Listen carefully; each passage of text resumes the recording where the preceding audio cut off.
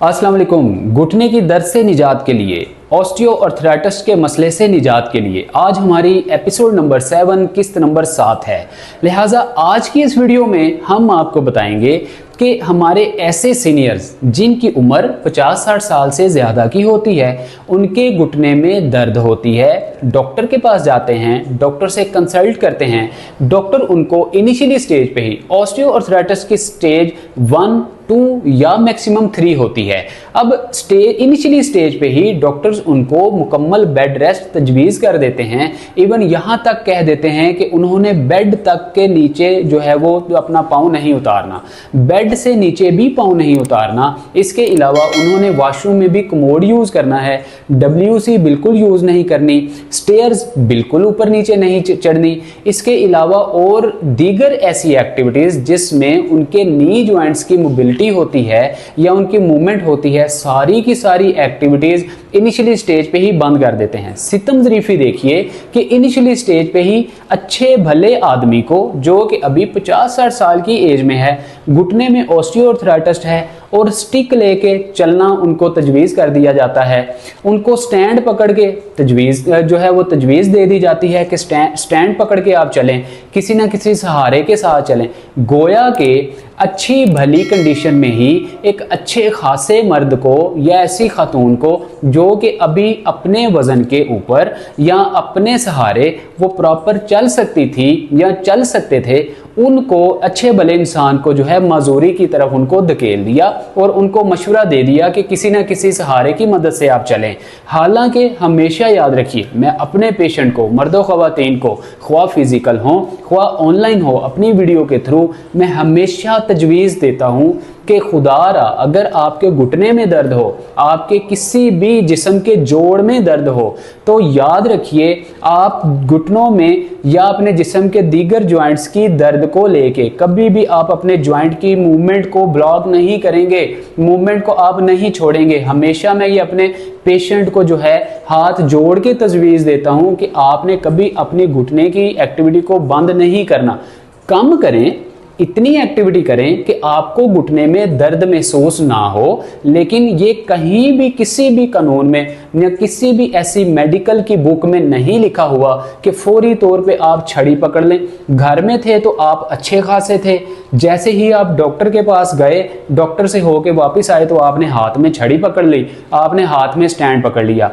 इसका मतलब ये हुआ अगर आप डॉक्टर के पास ना जाते, 10, 15, 20 दिन या 1 माह ना जाते, तो मज़ीद आप अपने सहारे पे चल सकते थे। यानी डॉक्टर के पास आप गए सेहतयाबी के लिए, डॉक्टर ने आपके हाथ में छड़ी थमा के या स्टैंड पकड़ा के आपको वॉकर पकड़ा के घर में भेज दिया और सारी उम्र के लिए आपको अपाहज और माजूर बनाने का सामान इकट्ठा करके दे दिया। खुदारा आप इन मिस्टेक को कभी ना किया करें। थोड़ी इंसान की अपनी कॉमन सेंस होती है, अपनी इंसान की सोच होती है, उसको इस्तेमाल किया करें। मैं हमेशा एक पैरामीटर देता हूं अपने पेशेंट को। देखिए, जब भी आपके घुटने में दर्द हो, आपको नी जॉइंट पेन हो, तो हमेशा से आप एक पैमाना याद रखिए या खुद का एक फिजिकल एनालिसिस करने का एक तरीका जो कि बिल्कुल सादा और आसान है, उसको आप माइंड में बिल्कुल फिक्स कर लें, जहन नशीन कर लें। हमेशा से आपकी उम्र कोई भी हो, आप उम्र के किस भी हिस्से में हो, आप 30, 32, 35, 40 साल की एज में हो, 50, 60 साल से ज़्यादा की एज के हो,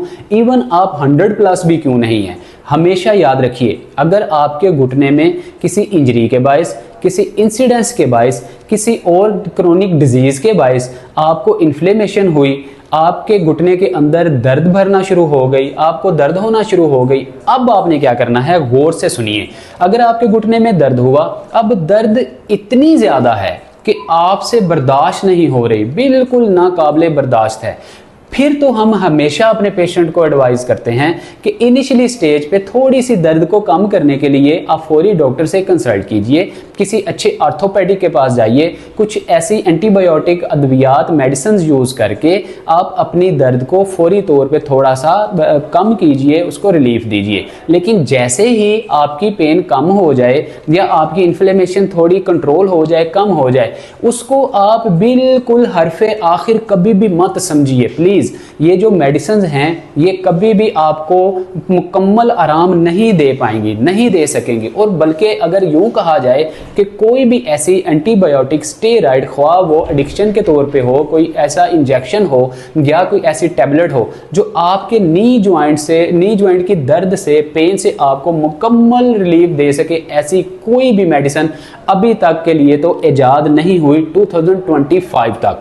लिहाजा आपसे गुजारिश और रिक्वेस्ट है, अगर आपके घुटने में दर्द हो, डॉक्टर ने आपको इनिशियली कोई मेडिसिन दी, उससे थोड़ा बहुत आपको रिलीफ मिल गया, अब आपने कभी भी मेडिसिन इस्तेमाल करने के साथ साथ स्टैंड, वॉकर या आपने स्टिक का सहारा नहीं लेना, बल्कि अपने वजन पे हल्का हल्का मान के चलें कि आपके घुटने में जब दर्द होता है तो इस तरह से आप थोड़ा सा लड़खड़ा के चलना शुरू कर देते हैं। एक वैसे ही फितरी अमल है, जब आपके घुटने में दर्द है या किसी भी जोड़ में दर्द है उसके ऊपर वजन नहीं पड़ेगा, इस तरह से आप थोड़ा सा लड़खड़ा के चलेंगे। या अगर इस साइड पे देखें तो इस तरह से आप लड़खड़ा के चलेंगे। अब देखिए, अगर आप इस तरह से लड़खड़ा के भी अगर मान के चलते हैं, आप चल रहे हैं, तो यकीन मानिए कि आप ठीक हो सकते हैं बिना छड़ी पकड़े, बिना किसी किस्म की मेडिसिन यूज़ किए, बिना किसी ऐसे जो है वो सर्जरी के जो कि आपको देर तक या आपको लाइफ टाइम एक रोग दे जाए। लिहाजा हमेशा से याद रखिए कि जब भी आपके घुटने में दर्द हो, आपने स्टिक का सहारा नहीं लेना। अगर आपकी ये आदत पक्की हो जाए या आपको स्टैंड या वॉकर पकड़ने की आदत पक्की हो गई, इसको छुड़ाना बहुत मुश्किल हो जाएगा। आपके मसल्स बहुत वीक हो जाएंगे, आपकी नसें बहुत कमज़ोर हो जाएंगी। इसकी वजह से आपका जो है वो सही तरीके से चल पाना नामुमकिन सा एक काम होगा, अगर आप 50-60 साल की उम्र से ज़्यादा के हैं तो। लिहाजा हमेशा याद रखिए, जब आपके घुटने में दर्द हुई, एक तो आपने बिना सपोर्ट के चलना फिरना है। सेकंड होता यह है, जब आपके घुटने में दर्द होता है, आप लंबे अरसे तक अद्वियात खाते रहते हैं और इस यकीन के साथ खाते रहते हैं कि जस्ट मेडिसिन खाने से ही हमारे घुटने का कार्टिलेज वो रीजनरेट हो जाएगा।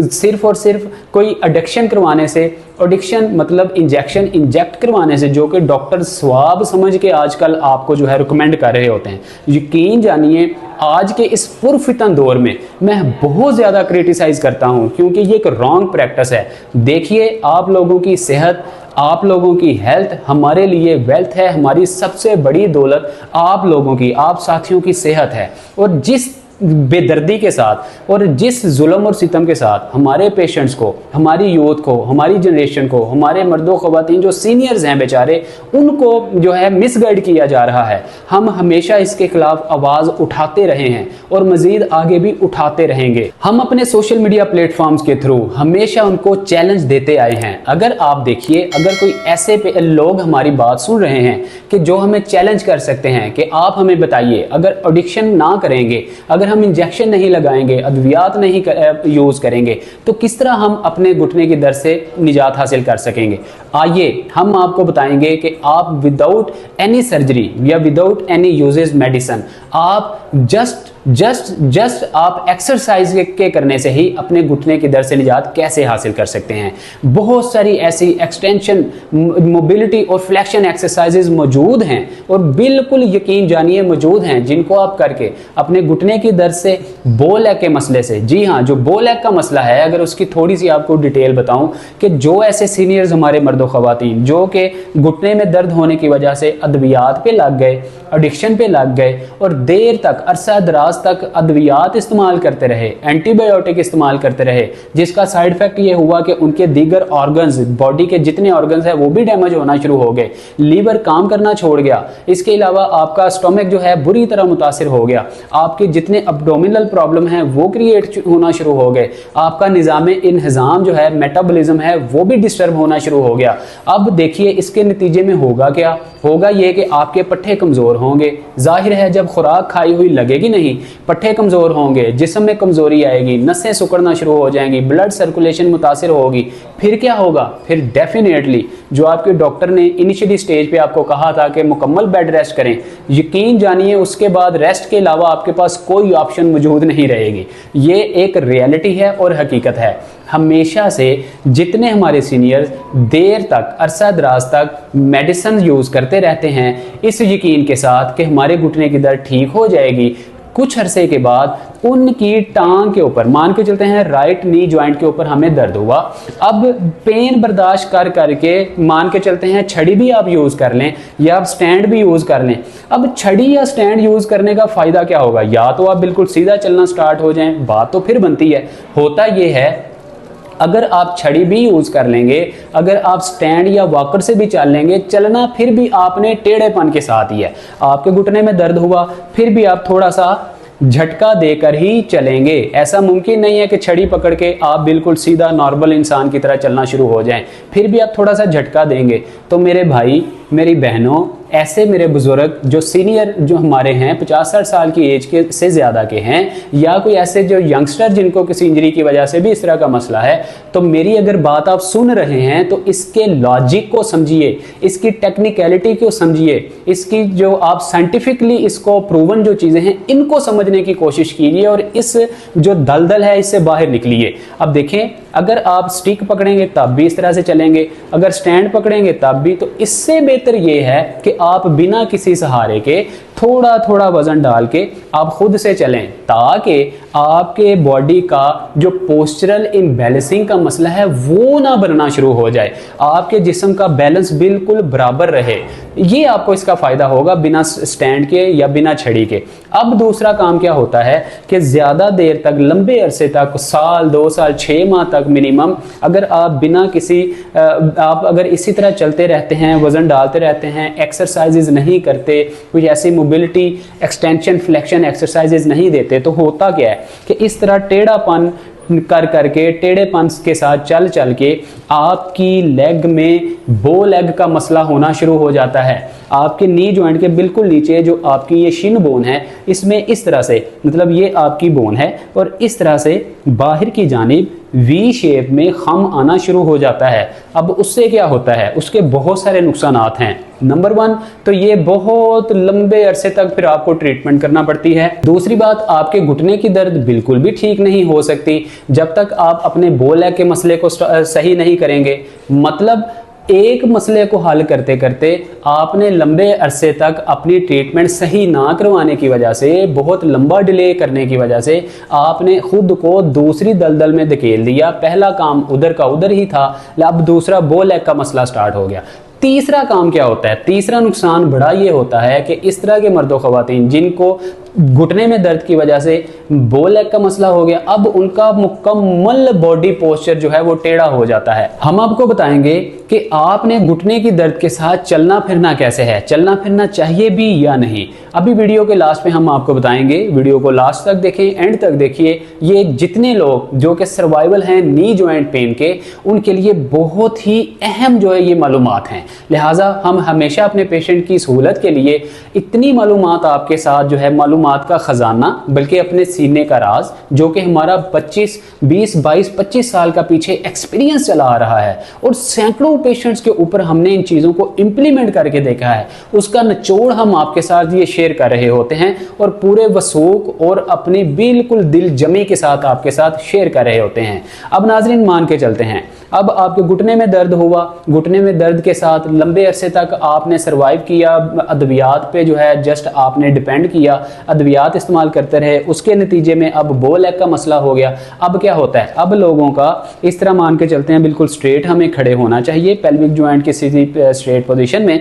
अब लोगों का पाँव जो है इस तरह से टेढ़ा हो जाता है और इस तरह से चलना शुरू हो जाते हैं, इस तरह से गोया के किसी को पोलियो हुआ हो या मतलब पैदाइशी तौर पे जेनेटिकली उनकी टांगें कमज़ोर होती हों या कमज़ोर हों, इस तरह से चलना शुरू कर देते हैं। इससे क्या होता है, इससे सबसे बड़ा जो लॉस आपका होता है, आपके नसों और आपकी पट्ठों का जो बॉडी पोस्चर है वो टेढ़ा होने का मसला पैदा होना शुरू हो जाता है। अगर आपके पट्ठे और नसें इस तरह टेढ़ी हो जाएं और उसी जगह पे जाके स्टक और फ्रीज हो जाएं, जैम हो जाएं, तो यकीन मानिए आपके ऊपर, मतलब कह लें कि पहले एक मुसीबत थी घुटने की दर्द, उसके ऊपर दूसरी मुसीबत आ गई बो लेग, अब तीसरी मुसीबत को आपने दावत दे दी आपकी बॉडी पोस्चरल इम्बैलेंसिंग का जो मसला है। इस कहीं ना कहीं आपको जो है वो आपके जिस्म के जो अज़ा हैं उनके टेढ़ेपन का सामना करना पड़ जाता है। अब नाजरीन, अगर यहाँ पे भी आप नहीं रुकते तो फिर यकीन जानिए जो चौथी और डेंजरस स्टेज है वो होती है आपकी बॉडी लिंपिंग का मसला। जिस्म के अंदर लड़खड़ाहट और बहुत ज़्यादा जो है कपकपाहट का मसला आना शुरू हो जाता है। और इस तरह के मर्दो ख़वातीन थोड़ी सी मतलब वो हल्के से झटके से गिर जाते हैं। उनकी अक्सर औक़ात देखने में आया है कूल्हे के अंदर चूकना, उनका जो बाउल है पेल्विक जो बाउल है वो फ्रैक्चर हो जाता है, हेयर फ्रैक्चर हो जाता है, तरेड़ आ जाती है, या बाउल जो है प्रॉपर ब्रेक हो जाता है दो टुकड़े। अब घुटने को जो है वो सही करने के साथ साथ, बो लेग को सही करने के साथ साथ, बॉडी लिंपिंग का मसला सही करने के साथ साथ जो हमारा पांचवा बड़ा मसला शुरू हो गया, हमारा पेल्विक जो बाउल जो है इसको हमें जो है आर्टिफिशियल रिप्लेसमेंट बाज़ औक़ात करवाना पड़ जाती है अगर ये स्वेयर इंजरी हो जाए तो। लिहाजा खुदारा अगर आपको इस तरह का मसला हो, इनिशियली स्टेज पे ही आपने सबसे पहले अपनी बॉडी का पोस्चर सीधा करना है। बॉडी का पोस्चर कैसे सीधा करना है, नंबर 1 गौर से देख लीजिए। अगर आपके घुटने में मान के चलते हैं दर्द है, कोई मसला नहीं, आपको अगर डॉक्टर भी कहता है, पहला पैमाना यह है कि आपने खुद का फिजिकल एनालिसिस करना है कि भाई मुझे कितने % दर्द है, मुझे स्टिक पकड़ के चलना भी चाहिए या नहीं, क्या मैंने दूसरे लोगों को दिखाना है, लोगों की हमदर्दी लेने के लिए मैंने स्टैंड लेके चलना है, या मैंने अपने आप के साथ ईमानदारी और मुखलिस होके चलना है। यकीन जानिए जब आप अपने साथ मुखलिस होके फैसला करेंगे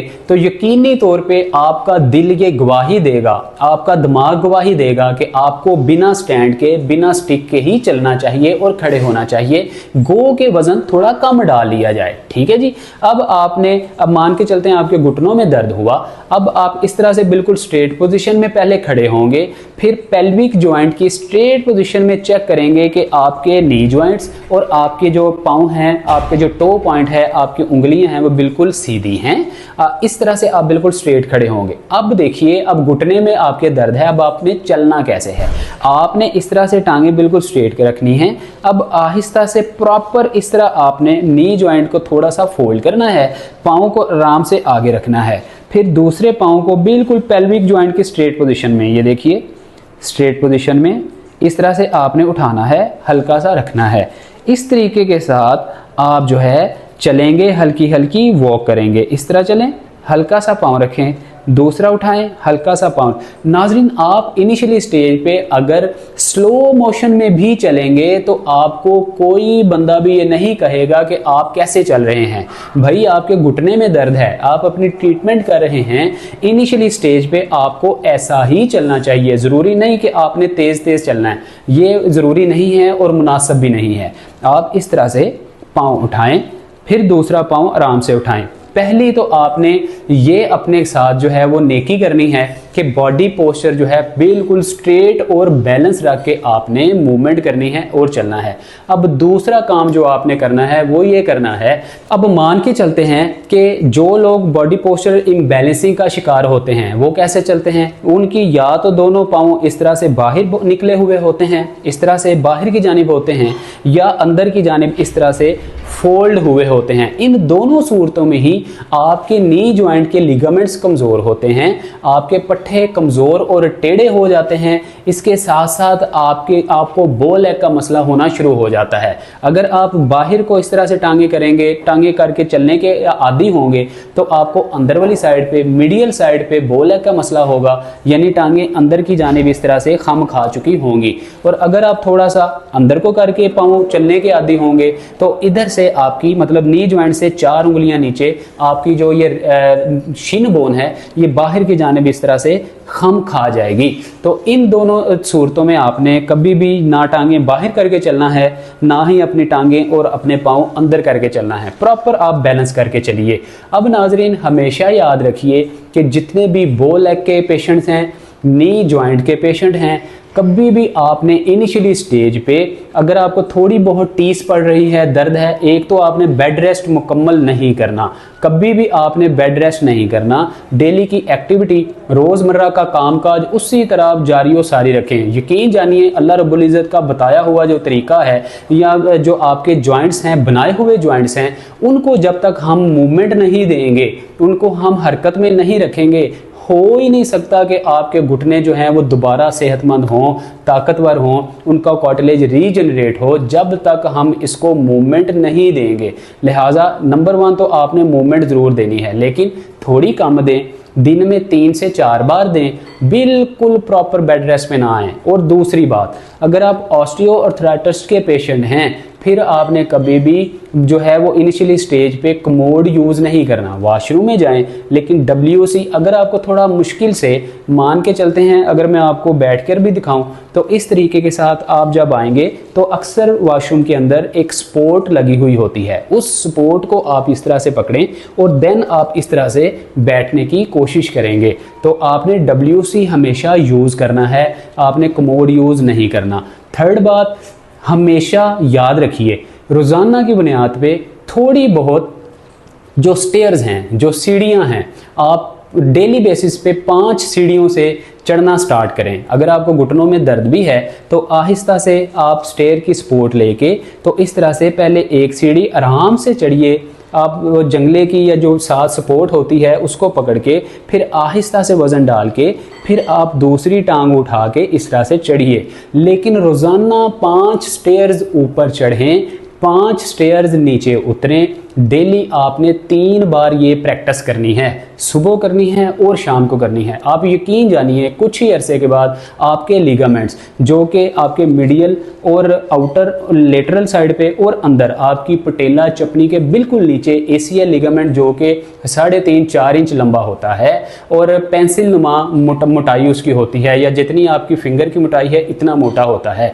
ACL लिगामेंट भी मजबूत होगा, आपके पट्टे मजबूत होंगे, घुटने की आधी दर्द बिना किसी दवाई इस्तेमाल किए ही आपकी ठीक हो जाएगी। अब नाज़रीन जो 2-3 एक्सरसाइजेज लास्ट पे आपको मैं बता देता हूँ जो कि बो लेग के मसले को भी ठीक करेंगी और आपके पेल्विक जॉइंट को भी ठीक करेंगी और आपके जो हैं वो बॉडी पोस्चरल इम्बैलेंसिंग का जो मसला है उसको भी ठीक करेंगी। अब हमारी जो फर्स्ट एक्सरसाइज होगी उसमें आपने इस तरह से कोई ईंट लेकर रख लेनी है, या अगर ईंट नहीं है, अब ईंट हमने क्यों रखी है इसका भी एक लॉजिक है। जिन लोगों को घुटने की दर्द होती है उसके साथ बो लेग का मसला हो जाता है, थर्ड आपका बॉडी पोस्चर बहुत ज़्यादा इम्बैलेंस हो जाता है, वो पहल शुरू में स्टेयर नहीं चढ़ सकते, बहुत ज़्यादा ऊंची होती है, तकरीबन फुट, 1.25 फुट, 1.5 फुट तक ऊंची स्टेयर्स होती हैं। लिहाजा इनिशियली स्टेज पे आपने इस तरह की कोई ईंट ले लेनी है, जो ख़वातीन हैं उनके लिए भी घर में बआसानी अवेलेबल होगी। इस तरह की ईंट लेके आपने आराम से इस तरह से ईंट के ऊपर आपने एक टांग रखनी है, दूसरी टांग को थोड़ा सा बाहर निकाल लेना है, इतना बाहर निकालें कि आप बिल्कुल इजी मुनासिब आपका जो दोनों टांगों में गैप आए। इसके बाद आपने दोनों हाथों की मदद से इस तरह से नी जॉइंट को पकड़ना है। अब हल्का हल्का इस तरह से बिल्कुल हल्का हल्का आपने इसको मूव करना है, इस तरीके के साथ मूव कीजिए। अपने पाँव के ऊपर वज़न डालिए ताकि आपकी बैक साइड की जितने भी पट्टे हैं, नसें हैं, उनके अंदर प्रॉपर स्ट्रेच बिल्ट हो। इस तरह से वज़न डालिए, तकरीबन 10 बार आप इस तरह से कीजिए। फिर आराम से आप खड़े हों। याद रखें कि खड़े होने में, मूवमेंट करने में आपने गिरना नहीं है, झटका नहीं लगना चाहिए। फिर दूसरी टांग को इस तरह से पीछे कीजिए, इस नी जॉइंट को इस तरह से पकड़िए और इस तरह से हल्का हल्का मूव करेंगे। इस तरह आप 10 बार इसको मूव करेंगे। 10 बार मूव करने के बाद बिल्कुल आराम से इस तरह से पाँव पीछे करेंगे। फिर दोबारा से आप पहले वाली टांग को रख के इस तरह से 10 बार मूव करेंगे। पहली हमारी ये एक्सरसाइज है। इस एक्सरसाइज को जब आप 10-15 दिन 20 दिन करेंगे तो इंशाल्लाह आप 5 सीढ़ियां जो हैं वो चढ़ने के काबिल हो जाएंगे और 5 सीढ़ियां वापस उतरने के भी काबिल हो जाएंगे। सेकंड एक्सरसाइज में आपने हमेशा याद रखना है कि हम इसमें नी जॉइंट पेन रिलीफ के लिए भी ये एक्सरसाइज कर रहे हैं। इसके अलावा हमारा दूसरा मेन जो मकसद है बो लेग के मसले से निजात भी है, और तीसरा हमारा बॉडी पोस्चर जो इम्बैलेंसिंग है उसको दुरुस्त करना है। अब आपने इस तरह से एक साइड पे, अभी हम अपनी राइट नी जॉइंट की बो लेग की एक्सरसाइज करने जा रहे हैं। आपने लेफ्ट साइड पे इस तरह एक ईंट रख लेनी है, या घर में कोई आपके पास सख्त चीज़ है वो रख लें। नीचे वाली जो टांग है इसको ज़रा आप इस तरह से फोल्ड कर लें ज़्यादा। इस तरह से आप जिस साइड में आपके पेन है उसका पाँव इस ईंट के ऊपर इस तरह से रखेंगे। अब जो आपकी लेफ्ट साइड वाली नीचे वाली जो आपकी टांग है, नीचे वाली टांग का जो आपका नी जॉइंट है उसको आप जहाँ पे बो लेग का मसला है, मान के चलते हैं ऊपर वाली टांग राइट लेग के अंदर आपको बो लेग का मसला हो चुका है बॉडी पोस्चरल इम्बैलेंसिंग की वजह से, और देर तक अद्वियात इस्तेमाल करने की वजह से, एक्सरसाइजेज ना करने की वजह से। अब ये नी जॉइंट से तकरीबन 4 से 5 उंगलियां नीचे हमेशा आपको बो लेग का मसला स्टार्ट होता है। यहाँ से आपकी हड्डी में खम आता है। यहाँ से आपने अपना नी जॉइंट जो नीचे वाला है इस बो लेग के मसले के नीचे आपने रख लेना है। जहाँ पे बो लेग है, टेढ़ापन है, खम है, वहाँ पे आपने नी जॉइंट रखना है। उसके बाद अब आपने ऊपर वाली नी जॉइंट को इस तरह से पकड़ना है, नीचे से आपने अपने टखने से या हील से पकड़ना है। अब नी जॉइंट से आपने इस तरह से अपनी टांग को नीचे की जानिब दबाना है। इस तरह से जब आप ज़ोर से दबाएंगे इससे होगा ये कि आपके घुटने के अंदर जो लिगामेंट्स कमज़ोर हो चुके हैं, एक तो उनके अंदर ताकत आएगी, उनमें कमज़ोरी दूर होगी, या जो आपका कार्टिलेज घिस चुका था अब थोड़ा बहुत गैप बढ़ने की वजह से, स्ट्रेच आने की वजह से वो रीजनरेट होना शुरू होगा। सेनवल फ्लूइड जो कि बिल्कुल ड्राइनेस की तरफ जा रहा था, अब थोड़ी सी मूवमेंट की वजह से, हरारकी की वजह से, उसके अंदर गर्माइश आने की वजह से वो भी रीजनरेट होना शुरू होगा। और सबसे बड़ा ये फ़ायदा होगा कि आपके जो बो लेग का मसला है, आपकी टांग में खम आना शुरू हो गया है, उसको भी कम होने में बहुत ज़्यादा मदद मिलेगी। इस तरह से अब देखें, इधर से जो आपने टांग पकड़ी है इसको आप बाहर की जानिब इस तरह से खींचेंगे, और ऊपर से जो आपने घुटना पकड़ा है इसको आप दूसरी ऑपोजिट साइड पे खींचेंगे, मतलब इस तरह खींच के फिर आप नीचे की जानिब मूव करेंगे और दबाव डालेंगे। ये देखें, इस तरह से स्ट्रेच दी, ज़ोर से स्ट्रेच दी, फिर आपने इस तरह से नीचे की जानिब पुश करना है। ये बहुत इफ़ेक्टिव एक्सरसाइज है। बहुत सारे 20 ऐसे पेशेंट जो कि उनको बो लेग का मसला था, हमने ये एक्सरसाइज करवाई और उनकी टांग भी सीधी हुई, घुटने में से दर्द भी ख़त्म हुई, और बिना अद्वियात के, बिना सर्जरी के अल्लाह ताला ने उनको सेहत दी। थर्ड एंड लास्ट एक्सरसाइज में अब मान के चलते हैं कि 3 कॉम्प्लिकेशंस का हमें सामना है। नंबर 1 घुटने में दर्द, सेकंड आपको बो लेग का मसला, और थर्ड आपकी बॉडी पोस्चर इम्बैलेंसिंग का मसला। अब तीनों चीज़ों को हमने कम्बिनेशन के तौर पे एक्सरसाइज करनी है और इसको ठीक करना है। अब इस तरह का आपको फ्लेक्सिबल इलास्टिक चाहिए, फ्लेक्सिबल बैंड चाहिए। दोनों टांगों को फोल्ड करेंगे 45 एंगल पे, दोनों पाँव जोड़ेंगे, दोनों घुटने आपस में मिलाएंगे। अब ये जो आपका नी जॉइंट है इससे तकरीबन 4 से 5 उंगलियां नीचे आपके बो लेग का मसला यहाँ से स्टार्ट हो जाता है। यहाँ पे आप इस इलास्टिक को या बैंड को इस तरह से ज़ोर से बांध देंगे। इसको आप ज़ोर से बांध के इस तरह से बिल्कुल स्ट्रेट पोजीशन में इस तरह ज़मीन पे, बेड पे या सोफ़े पे, मेज़ पे आप लेट जाएंगे। इस तरह से आपने तकरीबन 45 एंगल पे अपनी टांगें रखनी हैं। अब आपने जो आपने बैंड बांधा हुआ है, आपने बिल्कुल ऑपोजिट साइड पे, इस तरह से ऑपोजिट साइड पे दोनों नी जॉइंट्स को आपने निकालना है। इस तरह से निकालें, ज़ोर से निकालें। अभी वीडियो में आपको बहुत ज़्यादा स्ट्रेच या फ्लेक्सिबिलिटी फील नहीं हो रही होगी, लेकिन बहुत ज़्यादा मैं ज़ोर लगा रहा हूँ, मतलब जितनी मेरे इलास्टिक के अंदर या जो बैंड मैंने बांधा हुआ है उसके अंदर फ्लेक्सिबिलिटी थी वो सारी की सारी ख़त्म हो चुकी है, बहुत ज़्यादा वो स्ट्रेच में आ चुका है। अब मेरे नी जॉइंट के अंदर हो ये रहा है कि जितने हमारे लिगामेंट्स हैं, मीडियल हों, लेटरल हों, हमारे जितने क्वाड्रिसेप, हैमस्ट्रिंग, हमारे काफ मसल, शिन मसल, वो मजबूत हो रहे हैं, उनके अंदर बहुत ज़्यादा स्ट्रेच बिल्ड हो रही है, खिंचाव बहुत ज़्यादा आ रहा है। जाहिर सी बात है कि जब इनको बहुत ज़्यादा स्ट्रेच मिलेगी, खिंचाव आएगा, ये मजबूत होंगे, घुटनों पे वज़न कम से कम पड़ेगा। अब तीसरा जो बड़ा फ़ायदा हो रहा है, जहाँ पे हमने बैंड बांधा हुआ है वहाँ पे हमारी टांग टेढ़ी है, बो लेग का मसला है, उसको अंदर की जानिब स्ट्रेच मिल रही है, अंदर की जानिब प्रेस हो रही है, उसको भी सीधा होने में मदद मिल रही है।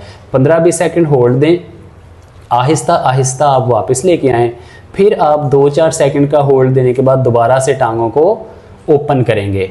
इस तरीके के साथ आप ओपन करें, ज़ोर लगाएं, होल्ड करें, होल्ड करने के बाद आहिस्ता आहिस्ता वापस लेकर आएंगे। ये जो एक्सरसाइज है आप तकरीबन इसको 10 टाइम्स 10 बार इस एक्सरसाइज को 15 से 20 सेकंड के गैप से होल्ड देने के बाद आप इस एक्सरसाइज को करेंगे। अब यकीन जानिए ये इतनी इफ़ेक्टिव एक्सरसाइज है, बहुत सारे हमारे सीनियर 50-60 साल की एज से ज़्यादा के जो लोग थे वो इन एक्सरसाइजेस को करके बो लेग का मसला हो, घुटनों में दर्द का मसला हो या उनकी बॉडी पोस्चरल इम्बैलेंसिंग का मसला हो, निजात हासिल कर चुके हैं।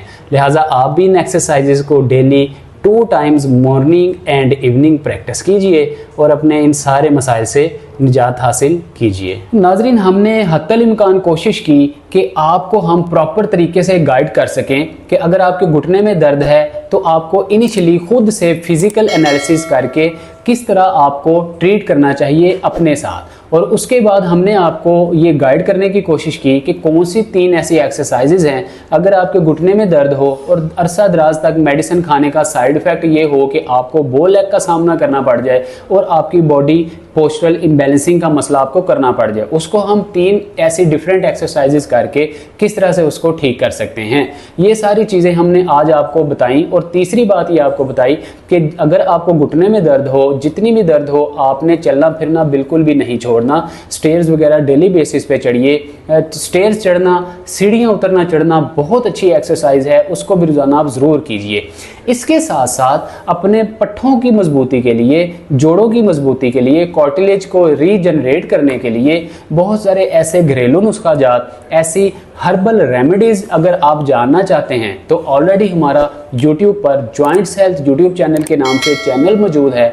आप जॉइंट्स हेल्थ YouTube चैनल को बेल आइकन प्रेस करके सब्सक्राइब ज़रूर कर लीजिए। जॉइंट्स हेल्थ YouTube चैनल की फैमिली का हिस्सा ज़रूर बनिए, तो आप जो है इस तरह की अच्छी अच्छी होम रेमेडीज़, नुस्खा जात आप हमारे उस जॉइंट्स हेल्थ YouTube चैनल से देखकर अपने घुटनों को मजबूत बना सकते हैं। इसी के साथ हमें दीजिए इजाज़त। अपना बहुत सारा ख्याल रखिए। अस्सलाम वालेकुम वरहमतुल्लाह।